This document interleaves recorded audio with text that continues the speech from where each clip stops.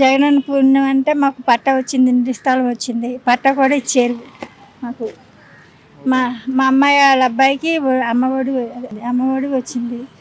మా అమ్మాయికి కూడా ఇల్లు పట్టా వచ్చిందండి, ఇల్లు స్థలం వచ్చింది.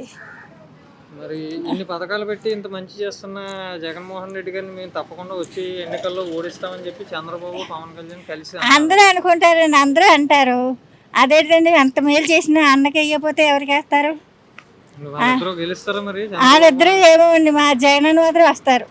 ఓకే, జగనన్న మాత్రం వస్తారండి. స్కూళ్ళు ఇది వరకు ఎలా ఉన్నాయి? ఇప్పుడు బాగున్నాయండి, ఇప్పుడు బాగున్నాయండి స్కూళ్ళు. వైఎస్ఆర్ చేయూత నాకు ఒంటరి మహిళగా పెన్షన్ వచ్చేదండి. నేను కొంచెం కోవైట్ వెళ్ళిపోయిన మనని ఆగిపోయింది. మళ్ళీ పెట్టుకుంటాను, అన్న వచ్చారంటే మళ్ళీ పెట్టుకుంటే నాకు మళ్ళీ ఇస్తారు. 2 సంవత్సరాలు అయ్యింది. వెళ్ళక ముందు నాకు బాగుంది కదండి. వెళ్ళక ముందు ఏంటండి, జగనన్న వచ్చాక నాకు పెన్షన్ వచ్చిందండి. సంవత్సరం ఇచ్చారు. 2001లో వచ్చింది, 2002 దాకా ఇచ్చుకున్నానండి.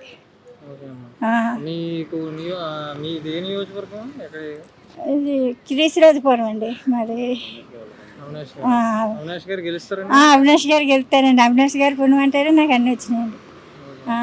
అప్పుడు ఒంటరి మహిళ కింద నేను సంతకం పెట్టించుకోవడానికి వెళ్తే అభిలాష్ గారే పెట్టారు, నాకు పెన్షన్ వచ్చిందండి.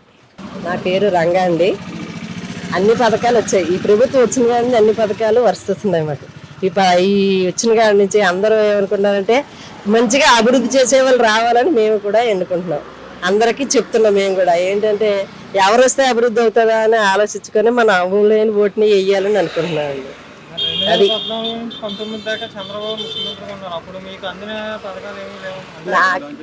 నాకైతే అప్పుడు ఏమీ అందలేదండి. పిల్లలకి ఇప్పుడు పరిపాలనే బాగుందని అనుకుంటున్నాను నేనైతే. ఈయనే రావాలని అనుకుంటున్నాం. మేము జగన్మోహన్ గారే రావాలని అనుకుంటున్నామండి. తప్పకుండా రావాలి. మేము అందరూ గెలిపించుకోవాలండి. ఆయన గెలిపించుకొని అభివృద్ధిగా మనకు అభివృద్ధి చేస్తున్నారంటే ఆయన ఖచ్చితంగా గెలిపించుకోవాలని ఉద్దేశం ఉన్నది. చంద్రబాబు, పవన్ కళ్యాణ్ కలిసి జగన్ ఆంధ్ర రాష్ట్రాన్ని మొత్తం దోచుకుంటున్నారు, తింటున్నారు, ఏమీ చేయట్లేదు, అభివృద్ధి అనేది చేయట్లేదు. ఈ రాష్ట్రానికి ఎటువంటి కంపెనీలు కానీ పరిశ్రమలు కానీ ఏమి తీసుకురావట్లేదు, ఉద్యోగ అవకాశం అనేది లేకుండా మొత్తం వాళ్ళ పార్టీ ఎమ్మెల్యేలు అందరూ కలిపి తింటున్నారని చెప్పి వీళ్ళిద్దరూ కలిపి ఆరోపిస్తున్నారు. అది మీరు ఎంతవరకు దాన్ని అది కరెక్ట్ కాదనుకుంటున్నానండి నేనైతే.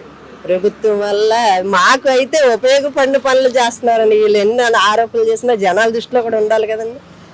అది 2019 కారణాలు సరైన అదే సరిగ్గా ఈ పరిపాలన అంటే జనాల్ని ఇది చేయలేదని నా ఉద్దేశం అండి. అందుకని ప్రభుత్వ పాఠశాలలు అనేవి ఇంతకు ముందు ఎలా ఉన్నాయి, ఇప్పుడు చాలా అభివృద్ధి అయినాయండి. పిల్లలు తినే ఫుడ్ దగ్గర నుంచి కూడా చాలా బాగున్నాయి.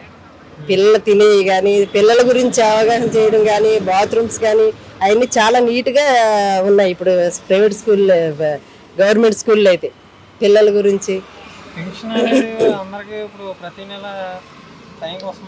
టైంకి వస్తుందండి. కానీ మంచం మీద లెక్క ఉంటానే అందుబాటులోకి వచ్చింది అయితే. అప్పుడైతే ఎండలో లైన్లో నుంచుండేవారు, వెళ్ళి బ్యాంకుల దగ్గర కూడా లైన్లో ఉంచారు. పాలలో చంద్రబాబు గారి పాలనలో అయితే. ఇప్పుడైతే ఇంటికి వచ్చి పెన్షన్ ఇస్తున్నారు. లేపి 5 గంటలకి లేపి పెన్షన్ ఇస్తున్నారు. మంచి చాలా అభివృద్ధిగా ఉంది ఈ పరిపాలన అయితే. నాకైతే అంత ఆయన గెలవాలనే అనుకుంటాను మనస్ఫూర్తిగా నేనైతే. అవినాష్ గారు కూడా అందుబాటులో ఏదైనా కష్టం అనేసరికి వస్తున్నారండి. అవినాష్ గారు అయితే గెలుస్తారు. అవినాష్ గారు కేవలం గెలవాలని అనుకుంటున్నాం మేము. దేవుని కూడా ఆయన ప్రార్థిస్తున్నాం. ఆయన కష్టపడుతున్నాడు, ఆ ప్రతిఫలం దక్కాలని మేము అనుకుంటున్నాం.